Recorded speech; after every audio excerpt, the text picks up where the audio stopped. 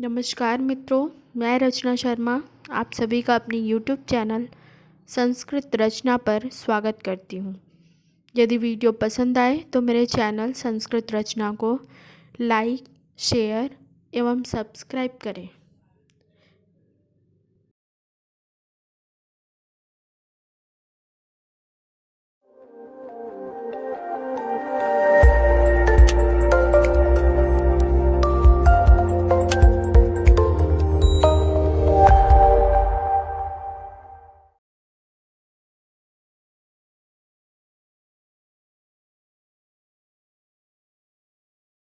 आज हम पढ़ेंगे संस्कृत का प्रैक्टिस सेट 1, जिसमें महत्वपूर्ण प्रश्नों का समावेश है जो आपके UP TET and C TET के लिए बहुत ही इम्पोर्टेंट हो सकता है।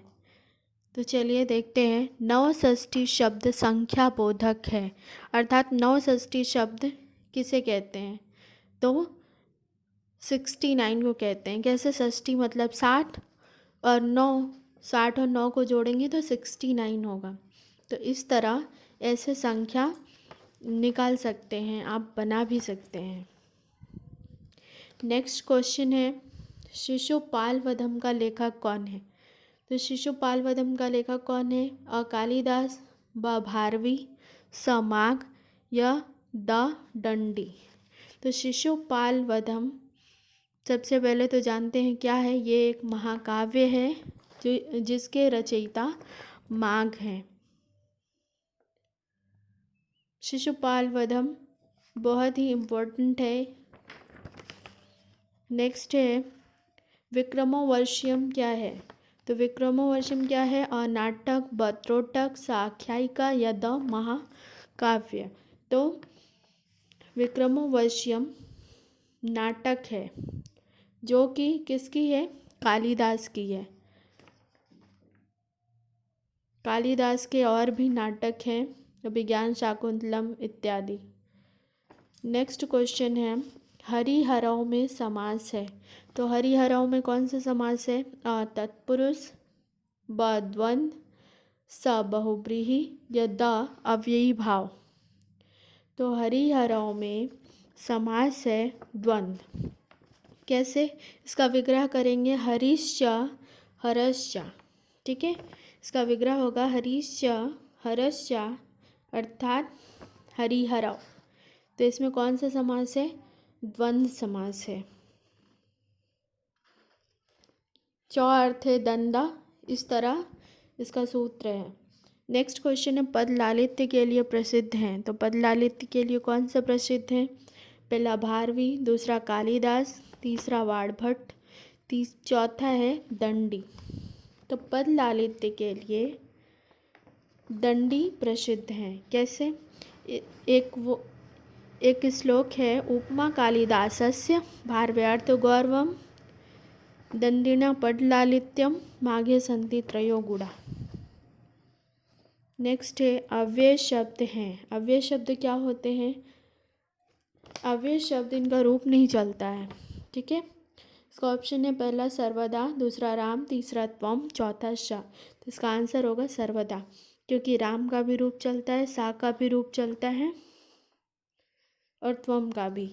एक ऐसा सर्वदा ही है जिसका रूप नहीं चलता है। तो अव्यय शब्द क्या है? इसमें से अव्यय शब्द सर्वदा ही है। नेक्स्ट है, चक्रपाणी में समास है। पहला है तत्पुरुष, ब है द्विगु, स है बहुव्रीहि, ड है द्वंद्व। तो चक्रपाणी में कौन सा समास है? सबसे पहले तो इसका विग्रह करते हैं। चक्रः पाणौ यस्य सा। चक्रः पाणौ यस्य सा अर्थात हाथ में चक्र है जिसके, अर्थात क्या हुआ? विष्णु। तो अन्य पद प्रधान हुआ, तो इसमें आंसर होगा बहुव्रीहि समास। ठीक है, जिसका अन्य पद प्रधान होता है, अन्य पद प्रधान हो बहुव्रीहि, तो बहुव्रीहि समास होगा इसमें।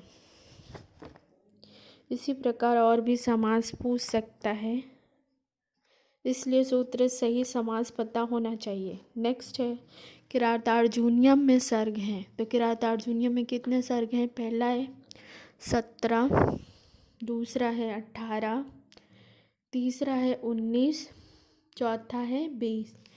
तो किरातार्जुनीयम सबसे पहले तो जानते हैं किसकी रचना है। किरातार्जुनीयम भारवी की रचना है और इसमें 18 सर्ग हैं। सर्ग किस में होता है? महाकाव्य में होता है।